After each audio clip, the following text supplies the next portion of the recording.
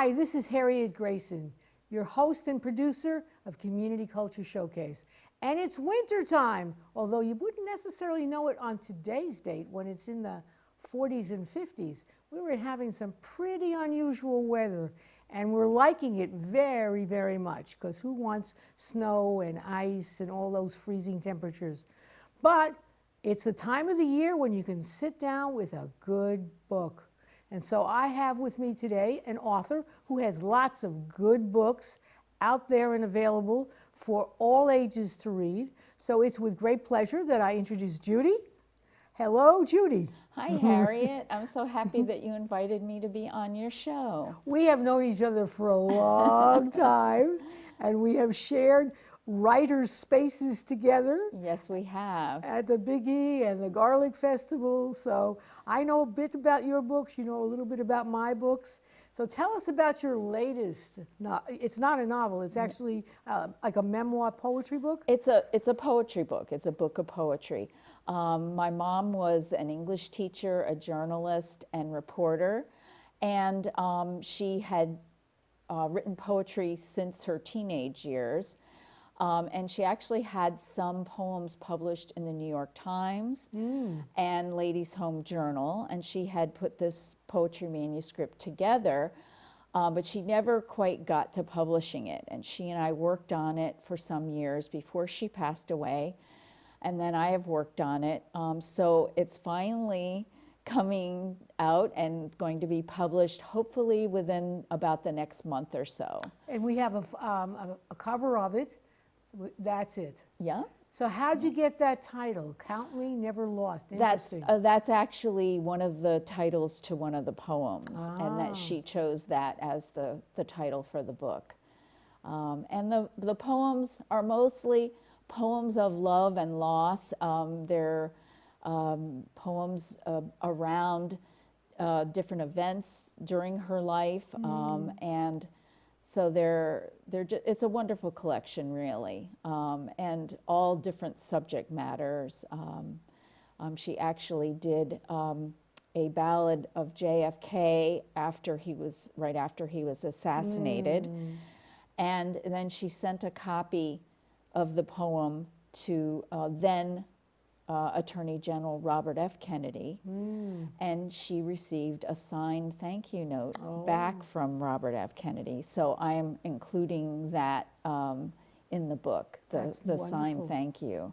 So it's a wonderful collection, and I think people are really going to enjoy it. And I'm just happy to be able to finally get it published for her. So I'm basically acting as editor and publisher for this book. Yeah. How many poems are in there approximately? Well, there's probably about 90-ish. Oh, it's going to be around 100 pages. There's a few photos and the poems. So there's quite a few poems. Maybe close to 100, actually, now that I think of it. And what got your mom interested in writing poetry? Do you know? Well, she was always, very interested in literature of every type. She wrote some short stories too, but poetry was really her creative outlet. Like I said, she was a journalist and reporter and English teacher, and she actually spearheaded some creative media classes in high school that she taught. She was also nominated as the poet laureate for the state of Florida. She didn't get it, but she was among the nominees, which was a great honor. Sure, sure. So she was quite well known, for her poetry. So I'm really glad to be getting this book published. Did she actually do readings, public readings? I think she did a few, and she had some poetry published in some different other publications besides the New York Times and Ladies' Home Journal over the years. But she never quite got to getting her whole manuscript published. So. And what was the inspiration to get it done now? Well, really to honor her. Okay. And it will be copyrighted. It'll protect her work, and I'll be able to share it with family. Everyone in the family will be able to have a copy, as well as I just would like to share her poetry with whoever is interested, you know, in the world, because she really was an excellent poet, and I would like to get her poems out there so that the public can enjoy them. Well, you can go ahead and send it back to Florida. Maybe they'll reconsider her. Maybe. I guess you don't have to be alive to actually. No, you do. Oh, It's you a do. lifetime post. Oh, Being oh. public poet laureate for any state is a lifetime I post. see. Or you can retire if you choose. Oh, but, you okay. know, if So you get it. you're a young adult author. So why Yes. why didn't you, or do you actually write poetry? I have written a few poems, but I don't consider myself a poet. So I'm going to stick for the time being to fun fictional adventures for preteens and teens. That's kind of my genre at the moment. So Okay. who knows what the future will bring. All right. Have you ever gotten the poetry kind of inspiration and actually reading your mother's? Has it inspired you to think about it? Well, you mean about writing poetry? Yeah, Not so much. Okay. Although I might, consider doing some public readings of her poems. Oh, I see. Okay. I could do that. But I'm really enjoying the genre that I'm writing at the moment, so I'm going to stick with that. I also have I'm working on, I have 2 of the Slater Mountain books in the series, The Journey and The Legend are the Okay. 2 books that are published. Right. We have there we go. Why don't you tell us a little bit about this one? Well, the Slater Mountain, The Journey is the first in the series. They're fun fictional adventures about a girl, her horses, family, and friends. And what I've tried to do, because I have horses, and I've studied horses. I belong to a horse study group. And I've tried to take good, solid horse handling principles and weave them into the stories wherever they apply. But they're meant to be totally fun and fictional, not meant to be how-tos at all. So what I've tried to do is create characters that are good role models for teens and preteens and young adults. My main character, Bailey Matthews, is a smart, brave, strong, kind young woman who's very talented and skilled with horses, and it's just a wonderful depiction of family life and farm life. And I've just tried to create, like I said, good family role models. There's both boys and girls, men and women in the stories, and they're just truly people that you would want to have in your life and would want to be like. So I think that there's a lot of stories out there that don't necessarily emulate what we really would like people to be like in this world. So and there's a lot of I didn't plan it, but just working with horses, you can relate so many things when you're working with horses, like patience and taking your time to get through the lesson with the horse and have the horse understand exactly what you want and communicate. That all of these things that you can translate into your life with people. So there's lots of wonderful life lessons in these stories. But again, they're just woven into the stories. They're, they don't stand out in particular. They're just there and part of the fun. There's laughter, there's drama, there's scary, dangerous parts, and then more meditative, thoughtful parts. So it's a little bit of everything. But do you have someone specific in mind who was the model for your Bailey? No, not really. I didn't have anyone in particular. Just like I said, wanting, portraying the kind of person that I want to be and that I would love my friends and family and people that I meet to be. And they usually are. Oh. So you attract yourself to people that you want to be with who are going to be in your books. Exactly. Yeah. So when did you first write that book? The first book was written in 2015. I published it in 2015. Okay. And then the second book, The Legend, came out in 2018. Okay. And it's a continuation. It's the same characters, some additional characters. And then in the Slater Mountain books, the horses are just as much characters as the people. Right. So they're lots of fun getting to know the horse characters as well. And the adventures continue. In the first book, Slater Mountain, The Journey, Bailey, the main character, has the main theme. She has to step up and take a dangerous journey on horseback to save a family member who gets injured. But there's lots of side stories going on, fun with friends and family and community events and things like that as well.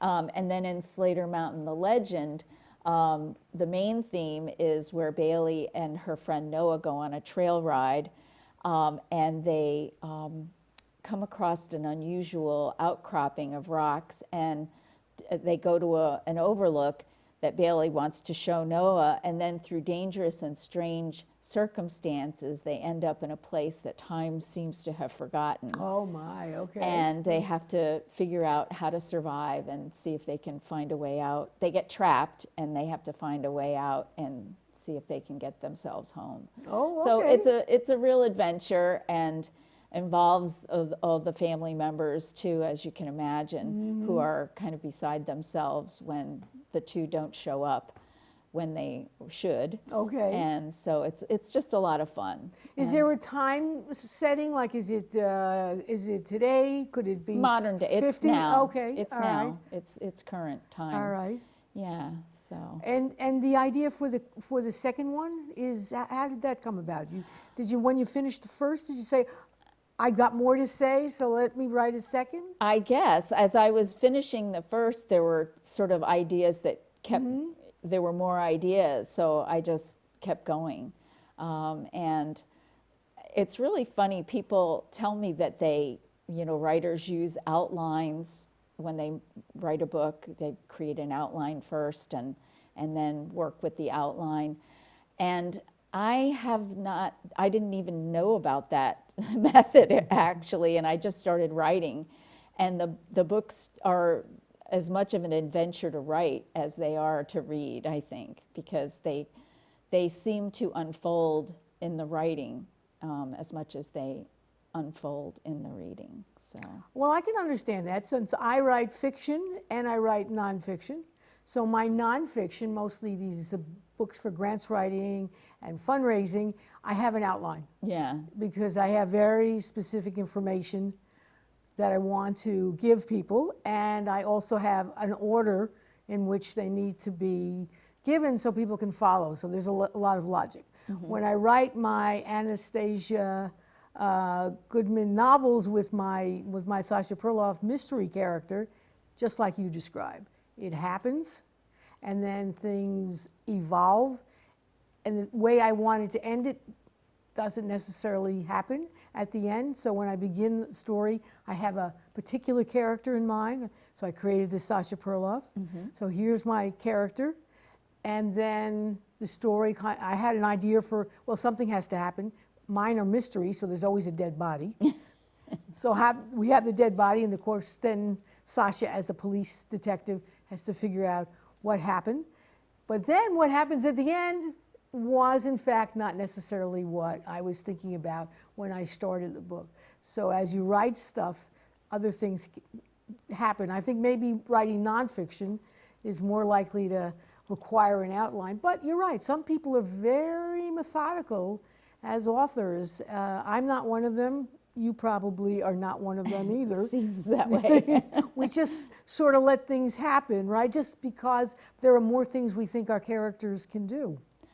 Well, and sometimes as I'm writing, one activity sort of leads to ideas that I hadn't thought of yet, but all of a sudden come to me, and I'm like, wow, that sounds great. That sounds fun. So I'm going in that direction. And so you're right. Sometimes the story evolves and changes and ends up a little bit different than how you imagined to begin with. So when you first created your Bailey character, did you think it was going to be a series? I didn't know. I was thinking maybe, but I wasn't sure. But then as I got into doing it and really enjoying it, I really did want it to be a series. So that, that evolved as well. But because I had spent so much time doing some research to write this novel, I always thought that there would be at least 2. Now there's 3. And you have a third one coming up. What's your third one going to be about? well, I'm not going to say yet. Oh, okay. Because I have several ideas and I'm Okay. not quite sure how the main theme is going to go. Okay. So that will be a surprise. But Sometimes to you as the author, it might be a surprise. well, no, I have some specific ideas. I'm just not quite sure how the main theme and sub-themes are going to evolve. Right. So, Because you have subplots within the main plot. right. I Yes. have different things going on as well as a main theme, usually in each book. And so I'm not quite sure how that's going to play out yet. So I don't want to reveal just yet. Because you may change your mind. It might, yes, it could change. Yes, could change So- your mind. It's interesting because I wrote 3 Sasha Perloff mysteries.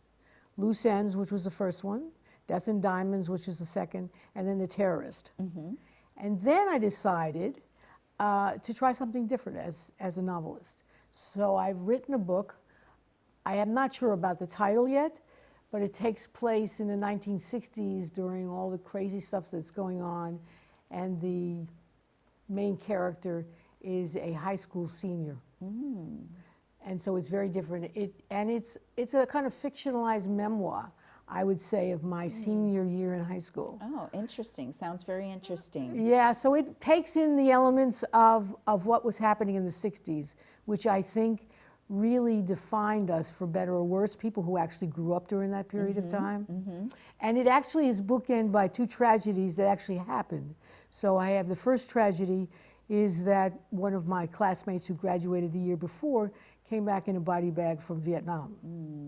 And the last part of just before we graduated from high school, one of my classmates hung himself. Oh, boy. So these were real tragedies, and then in between it's sort of me, my friends, people that I was watching.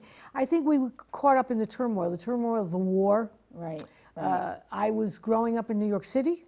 New York City itself was going through tremendous transitions. We had a new mayor, very different from the previous mayors. And the interesting thing is that it was John Lindsay. And years after right after I graduated from college, I actually went to work for the Lindsay administration. So people who hate John Lindsay will not like the stuff I write because I'm very sympathetic to him because of some of the chaos that was going on.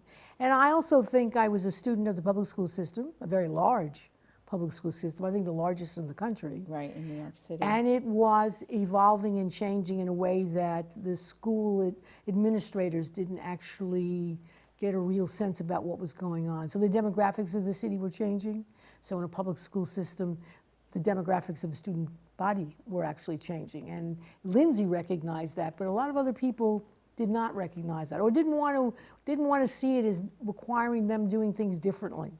And that was, I think, almost tragic in what would happen later in the 60s, a terrible teachers' strike. The fundamentals were all backwards. Where we had been, I think, where the administrators were thinking about the kids and their parents, the next generation of administrators were thinking about the school itself rather than the people who came to learn and study in the school. Interesting. Yeah, so that was, was an interesting period. And as I'm getting older, and I honestly say part of what precipitated this stuff was actually the death of people that I went to school with. So you sort of say, oh my God, I'm probably on that list somewhere. God may have a list or something. I'm on that list. Let me go back to some things that I think need to be said. And as a novelist, that's what you can do. More so than I don't think anybody would be interested in a book about the 60s and being a high school student as much as they might be interested if they're pulled along into a story. Right. And I decided to make that rather big transition. Not that I was bored with my character, But this thing became, I have to write this. And as a writer, you get into that. Yeah. Oh my God, I have to do this, I have to finish this. And it's almost like, and I think it was precipitated by the death of a very dear friend of mine who I went to school with. So, and then I went to my 50th, was it 50th? No, yeah, 50 years of not seeing some of my high school friends. We had a little get-together in Springfield, Massachusetts, because some people still live in New York. Many people have moved to the Boston area. And I met people I literally haven't seen in 50 years. Some of my classmates. Some of them, of course, you couldn't recognize, not for a moment. And even when they said their name, I'm not sure I'd remember them. But others, I actually remember quite well. Yeah, So, what an experience. Yeah, definitely. So, I'm thinking that writers sometimes get into that. And it's a good way. I think as a writer, you can sort of relive this stuff, but in a much more controlled environment. Well, and you have a different perspective on it now, looking at things now than you did when it was happening. So there's that aspect. And of course, when you're a kid, and of course I was 16 years old, 16 and 17 years, you think that you're immortal. And it actually, I'm sure it was true for many people who knew the 55,000 who died in Vietnam, that it was this crushing reality of young men. He was 18, 19 years old, men just like him, who died. They thought they were doing the right thing. Many years later, we can argue about the rightness of that particular war. Yeah, we argued about it then. And violently sometimes, yes. And we continue sort of thinking about it with this crazy stuff in the Middle East right now. Mm-hmm. But I think there's no question about it, that war was the defining event of the 60s certainly into the 70s. And that's what people do. They get to a certain age and say, oh my God, well, I have to go back and kind of relive it, but in a controlled way, unlike the events that are actually happening day to day to you. It's sort of a way to process it and sort through it and process through all of what you went through and what the country was going through and all of that at the time. So that's very interesting and very, probably very satisfying to do that. It is. And in fact, some of the people that I saw after these 50 years, they want to know if they're in the book. I mentioned that I was doing this. They want to know if they're in the book. And of course, I've camouflaged, most of the people that I grew up with there. And I came from a very large school. I think there were 2,400 students in our high school. It was a huge school, which was common for New York City schools. It is no longer a school. In the many iterations of the changes at the Board of Education, it actually became one of the most dangerous schools in the city. And then they just sort of closed it down, and they made pieces of it, and the building still stands. I've gone back and taken photographs of the building itself, and I send that around to some of the people I know. And one of the more interesting things that I tried to write in this book is that we lived in a peninsula, the Rockaway Peninsula, people who had a lot of money and people who were living in public projects. And what happens is that all of them went to this same school, this high school. So no matter where you lived and went to elementary school, maybe even junior high school, we all came, unless you went to a Catholic school or some Jewish day school, we all ended up in the high school. And so the high school was, in a sense, the representation of the melting pot of New York City. And that's part of my themes. You have the same thing. We always have themes that run, right, and they run through a book. Exactly right. What I like is when you can tie something at the beginning and goes through, but then kind of it ties in at the end is always a nice feature in books or movies or whatever, to have that feeling of cohesiveness. Right. And that the messages were delivered somehow through the written word and the spoken word, because even in books there's spoken words. Were you thinking that your character Bailey would age over the next few, if you were writing more books? Probably not in the first several books. Okay. If you know what I mean. She'll be about the same age, maybe a year older or whatever. And then I don't know from there how, haven't quite decided if if I end up doing more books in the series, then I'll have her age, as the stories continue. But probably for about the first 3 books at least, she's not going to age, because she hasn't really aged in the first 2. Okay. It's been just a matter of months. Right. You know what I mean? So, we'll see how that progresses as after the 3rd book. Then she may age as the stories continue, if they continue.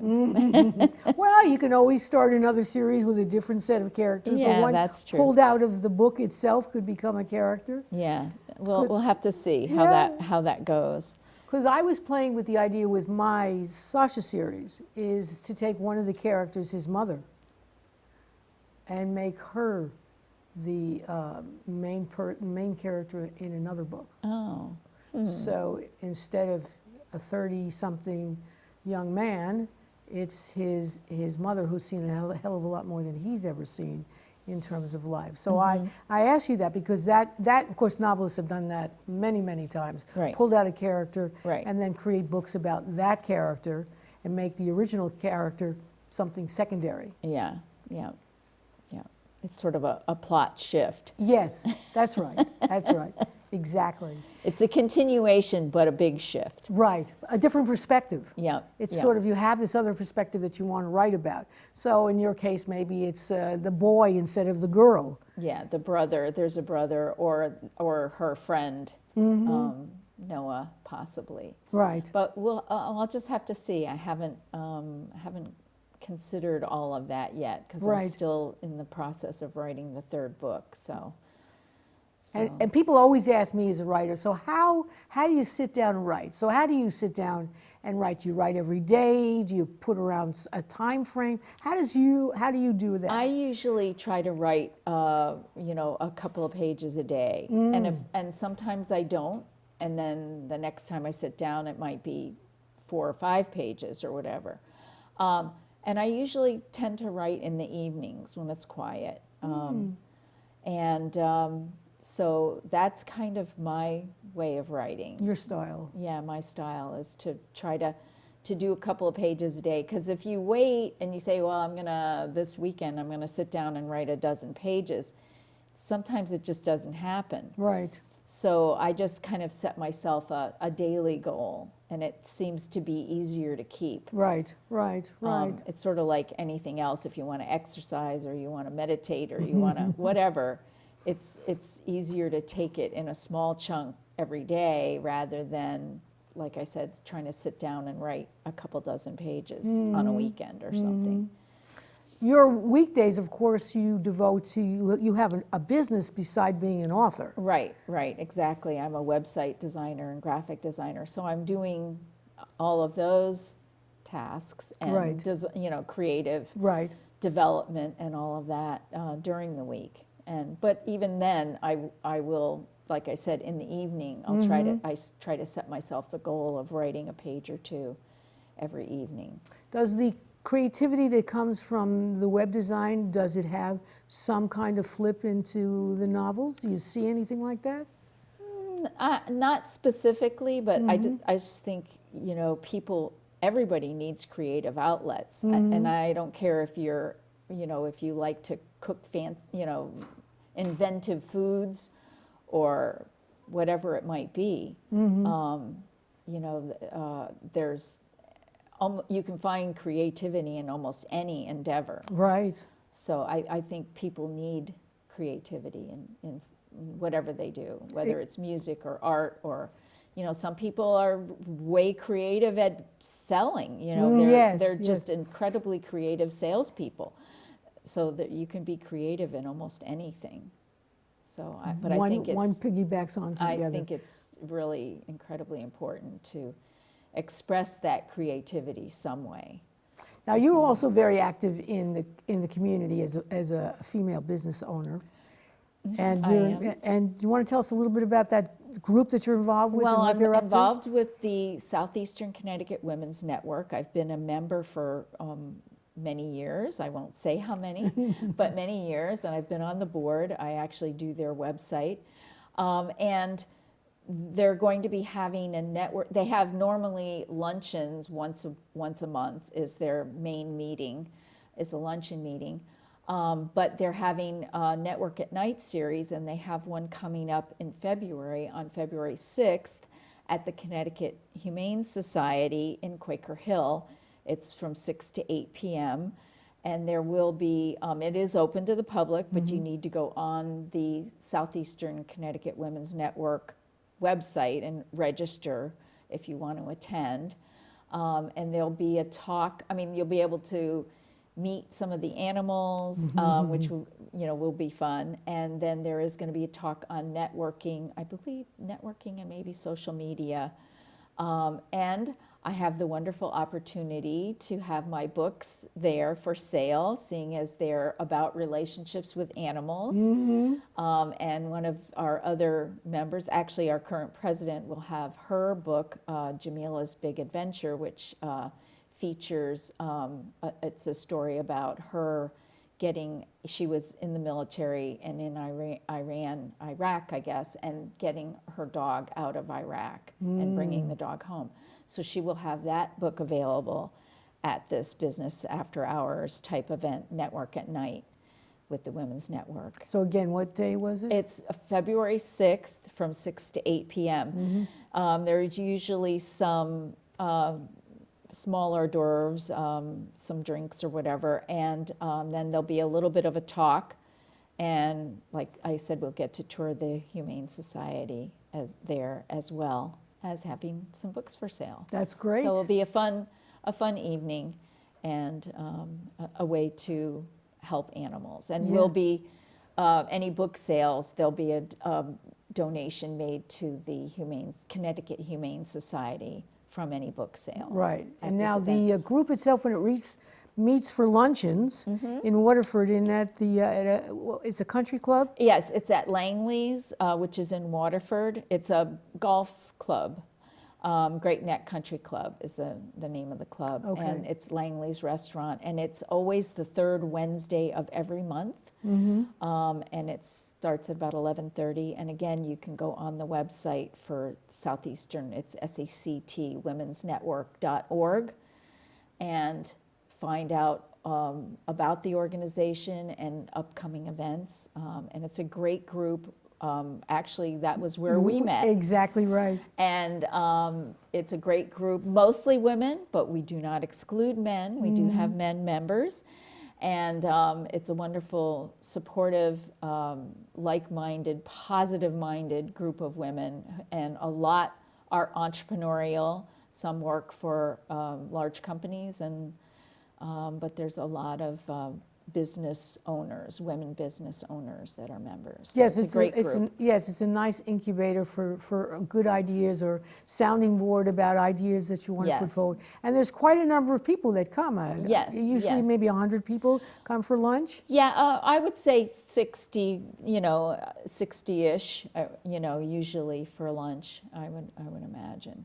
And this is a new idea, having the evening events. Well, they had them a couple of years ago, and they Okay. decided to bring them back because not everyone can make the lunch, and it's nice to have some evening events occasionally. So That's why great. They decided to So bring people them should back. just sort of look at the website, and if you can't make that February event, to kind of look and see what else is going on. Yeah, there probably will be another one coming up in like April or so, another Network at Night event. And then there's the luncheon every month on the third Wednesday. On the third Wednesday, that's Yeah, great. yeah. Now, the other thing that Judy and I share in common is that we belong to the Connecticut Authors and Publishers Association. Right, Kappa. CAPA. And CAPA is this wonderful organization that is great for people who are published writers, but for people who are thinking about publishing their book and for people who just want to be inspired to write a book. Right, or people that need help trying to find some professionals to help with their process, whether it be editing, illustrating, marketing, the whole self-publishing journey. They can find some information and people who have information to share. And it's been, usually about 30, 35 people who come to those. Yeah, I and would the say. next one, it's always the third Monday. So it's January 20th. Right, at this coming Monday. This coming Monday at 6:30 p.m. And it takes place at the Groton Regency, which is actually like a retirement home. And it's in the back of It's in their community room. In their community room. So the doors are open, and it's like a little hunting. You have to go through all kinds of maze to find the actual room. But if there are staff walking around, you can just say that you want the community room. And it's a wonderful opportunity for writers to meet other writers and get wonderful, wonderful ideas. And this TV studio, we had our wonderful president for many, many years, Tom Santos, who unfortunately last February passed away. But we're keeping his image alive by keeping the organization up and running. And it does a lot of great things. It's inspiring for people who want to write, but also for authors who have books. There are many, they make available outlets where you can sell your books. So it provides you a marketing platform, which not every organization can do for you. Judy and I have spent several Septembers together going to the Big E in a sponsorship by Kappa, where they go ahead and rent space in the Connecticut building. And we as authors take turns taking time slots, where we have the opportunity to sell our books. So that's a great benefit from Kappa. And in the summertime, we have wonderful outdoor meetings with good food and nice wine away from the Groton Regency, which we just have coffee at. So we get to eat something and drink something a little bit more fun. And this is this group is the southeastern chapter of the Kappa organization. And there are several chapters throughout Connecticut. So there's one, no matter where you live, you would have a chapter close to you. Right, so right. That would be nice. It's nice to have one where you don't have to travel too far. Right, but we have found that people come quite a distance. Yeah, to ours, because ours is such a great group of It people. is a We're great very group. welcoming, and, Yes. and we give each other a lot of support, which Yes, is great. I'm not sure many other groups have that same kind of relationship with their members. Yeah, I'm not sure either, because I haven't been to any of the other group meetings. I And have we- to go sometime. We'll have to do a field we trip. welcome other people, and we try to be non-critical when we're talking with other people. It's not a place. It's not a workshop place. You're not going to go there and have any anticipation where you're actually writing. Right. No, we haven't been doing that. It's not a writers group where you get help with your actual writing. It's more of a group where you get help with the peripheral aspects of writing, like publishing, marketing, even editorial help, help with trying to design your book, illustrate your book, whatever you might need help with, and to get through the sort of mire of the self-publishing industry, trying to figure out how best to do that. And although some of our members have been published by publishing companies. Right, Yes. have been picked up by large traditional publishing houses. Right. But the world has changed so dramatically in publishing, so dramatically, that it's very easy to go ahead and well, if you have the ability and you have the time and the energy to actually write something, it has become much easier to actually publish it. For good and bad, Amazon has been the leader, and there's lots of good things you could say about making this more democratic in terms of anyone being able to publish. At the same time, Amazon has driven out most of the big as well as small bookstores in America, replacing it with these ebooks, and then, of course, with online, on-demand publishing. So it's an interesting double-edged sword, as they may say, about the presence of this gigantic. It's an ever-changing industry at this point. Yes, this behemoth has then gotten everybody else to change some of their platforms too. So it has been revolutionary. Amazon's not the only game out there for self-publishers by any means, but they are the largest. There's advantages and disadvantages to using a different online venue for publishing. It's like everything else. You have to kind of figure out what the advantages and disadvantages are, weigh them out, and figure out what's going to work best for you. You're right. You're right. There are others out there, but they've come to, unfortunately or fortunately, dominate the industry, the whole industry. And actually, they were the ones. There have been meant for decades. There've been these vanity presses and Christian publishing companies, but they have taken it and turned the whole publishing business on its head. And again, they are. You love them and hate them, and you can love them and hate them all together in the same vein in terms of what's happening. So the other thing that's kind of interesting is that we do have in this area a number of independent bookstores that are out there. Yes. There's one in Mystic, and there's the same people who own the one in Mystic own the one in Westerly. So in Westerly it's a Savoy, and in Mystic it's Bank Square. Square. There's one in Wakefield, Rhode Island. There, because my books are there, and my books are at the Savoy. So that the way to make them easy for local people to get the books is actually to have these local bookstores. And I have, some of my books are at the Savoy and Bank Square Books as well. And I have books at the Bacchus Hospital gift shop. Oh, that's an interesting one. At the Slater Museum gift shop in Norwich. And I have books available for sale at the Paddock in Ledyard, which is a tack store, a horse tack store.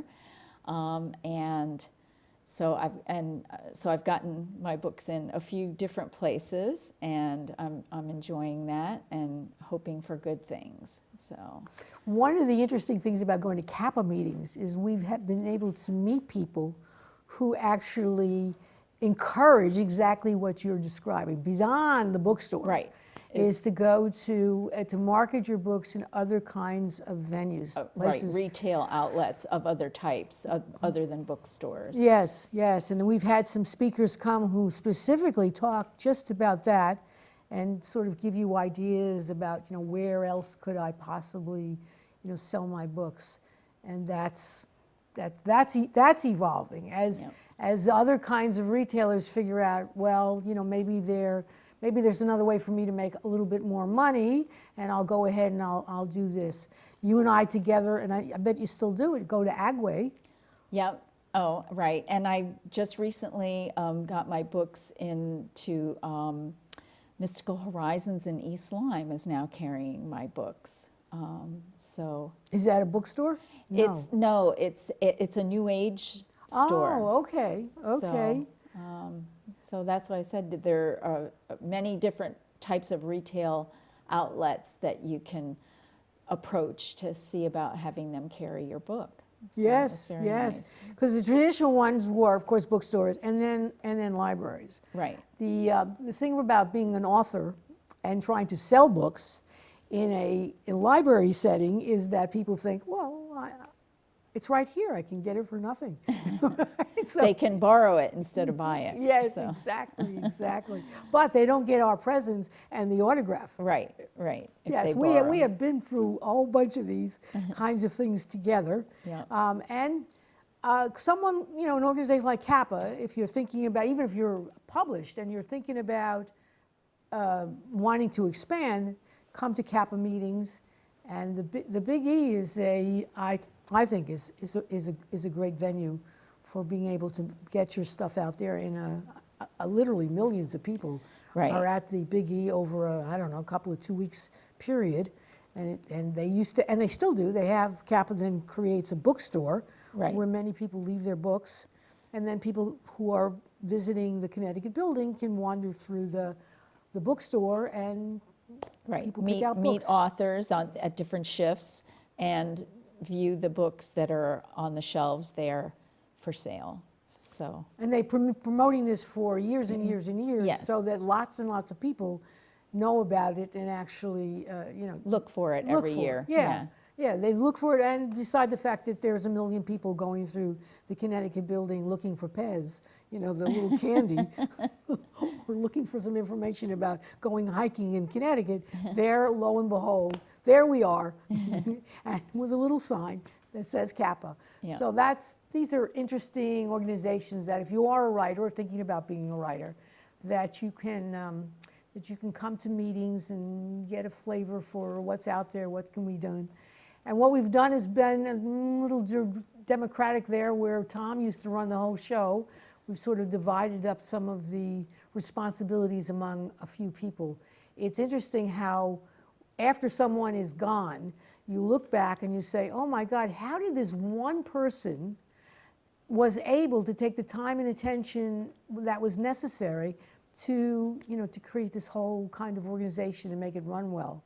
I think that Tom isn't the only one in terms of passing that you go back and say, oh my God, how is this possible without help from this person and that person? And then you have a recognition about really sometimes it is, and one person can save the world in their own little small way. Right. That's exactly what can happen. Right. If everyone does a little bit in their own corner of the world, then the whole world's going to be a better place. Exactly. And as writers, we want to take that feeling that, my gosh, we can change minds by actually producing books. I mean, I think maybe you think in the back, maybe if somebody buys that book and your books and they want to have a horse or they go riding, they'll learn a few things about horses that they might not have known before. And as that's probably one of your themes that you have in your books. Right. And just that it speaks to relationships with all animals and relationships between people as well as, so, it's universal, really. Communication is a universal need and an art and a skill, and we all need to develop that a little bit better. So we writers are trying to do that with the written word, and then hopefully it gets out there. I think that most people now don't own horses. Many people own dogs, of course, because it requires a lot less housing for a dog versus it's a not horse. as costly. Yes, and of course they're bigger and they take up more space and stuff. What got you interested in horses? Well, it was a dream I had, as a young girl even, to have a horse, and I was never really able to do it until a little bit later in life. And so, you reach an age where you say, if I'm going to do something, I guess I just better go do it, because if I don't do it now, I'll never be able to do it. So that's kind of where I reached that point and I said to myself, well, if I'm going to have a horse, I better do it. So I decided to go ahead and do it. And luckily, I was at a point in my life that I could. Right. And so I did. And it's been an incredible journey of learning and fun. I can't even imagine not having met all the people that I've met because of being involved with horses. It's just incredible. And the horses I've met. But I have, amazing friends. I mean, I have amazing friends in my work life and personal life, but also because of horses. So it's just incredible, really. There is some kind of attraction about little girls and horses. I say that because my granddaughter loves horses, and for her birthday we had a party at a farm, and she, of course, went riding, her sister went riding, and some of her friends who wanted to go riding actually went riding. And I think, so I asked my granddaughter, I said, what, you got a dog at home. I mean, what's the thing? And she said, because you sit up high like that, and you're a little kid, this is what my granddaughter was telling me. That's what she was telling you. Yes, that you can survey the world, and you feel a little bit more invincible, I think. That's not her word, that's my word. Invincible, being on top of this horse, this big thing. It's a powerful feeling because they're powerful animals. Yes, yes. But I think one of the things that has attracted me and still attracts me about horses is that they have a large positive energy field. And they're just amazing to be around. And horses tend to mirror people emotionally and mentally and emotionally. So whatever you're feeling, whatever you're thinking, they somehow can feel that. And I think that's one of the reasons why they've been using in more recent years horses for therapy for people with developmental issues and for like veterans with PTSD. They're an incredible animal that can be used to help people because of this large positive energy field, and that they can be sort of like emotional sponges, and really help people heal from all types of things. So there's much more to horses than we are now more recently learning about. Right. And so their job status on the earth is changing from mere beasts of burden, which they have been for thousands of years. Right. To now, almost like therapists. Yes, that's I know, right. they're my therapists. No, So that's right, that's right. But just like, and people have that type of relationship with a dog or cat or whatever, that they provide, sort of an emotional bonding and good feeling that is just helpful, in our lives. And we need, when people had animals in their lives more, when they lived on farms and different things, they had all of this, but a lot of people don't have those types of lives now. So, we live indoors more, and so when people have dogs and cats and horses and whatever, rabbits, whatever it might be, goats, it's really a wonderful thing that for people to be around animals and share their joy and the fun of, and it's a discipline, taking care of animals is good for young people growing up to learn responsibility and develop a work ethic and all of that. So I think I once mentioned you this, I read this, or I saw a story on the TV that, of course, horses live about 30 years, 25 to 30 years. And I would say on average, they can live into their 40s, but late 20s and 30s is average, I would say. And this woman was blind, and she used to get the dogs, and the dogs, she were giving them up after 8 or 9 years. Of the seeing eye dogs. Seeing eye dogs, right, exactly. So she got a miniature horse, which supposedly has a lifespan of about 30 years, and weighed about 300 pounds.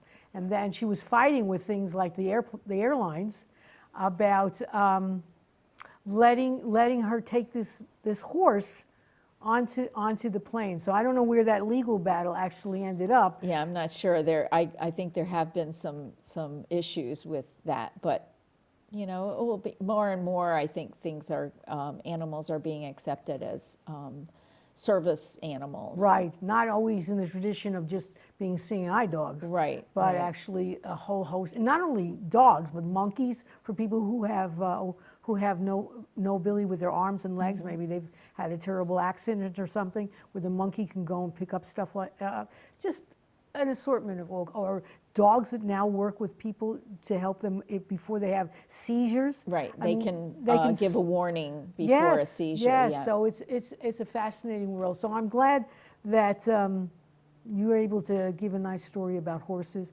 My detective always has dogs, so we have little dogs. It's a minor part of my story. It's the major part of your story. But anyway, so let's recap. So your books are out there. Yep. You're going to have a lovely event on February 6th. Right. Get information from the. Tell us again. For the Network at Night, sponsored by the Southeastern Connecticut Women's Network and the Connecticut Humane Society. Network at Night will be from 6 to 8 p.m. on February 6th at the Connecticut Humane Society in Quaker Hill. Yeah, get an opportunity, open to the public, get an opportunity right. to see the animals that they have. I've been to that place when I was looking for my rescue mutt, Yeah, which I yeah. didn't find there, but I did find somewhere else. And then, of course, we'd like to invite everybody to come to CAPA, Right. Connecticut Authors and Publishers Association. We are meeting January 20th. That is Monday night. We meet on the third Monday of each month. And we start at 6:30 in the evening. It's at the Groton Regency. It's hard to see from the road. Go put it in your GPS, and they will guide you to it. It's a retirement nursing home, but actually it's a beautiful building. Right, and we're in the community room, and it's an open door policy. So everybody's welcome. Absolutely. And then I just want to say a little bit about Literary Salon. We're going to start it up in March. We have a couple of things possibly in the works. One of those things is perhaps a play reading by a small local new theater company, and we'll probably do that at the Malted Barley, which is in downtown Westerly. And we're also looking to do Mystery Writers Night, and I'm thinking we'll probably do that at the Tapped Apple, which is also in downtown Westerly. So there's lots of things happening.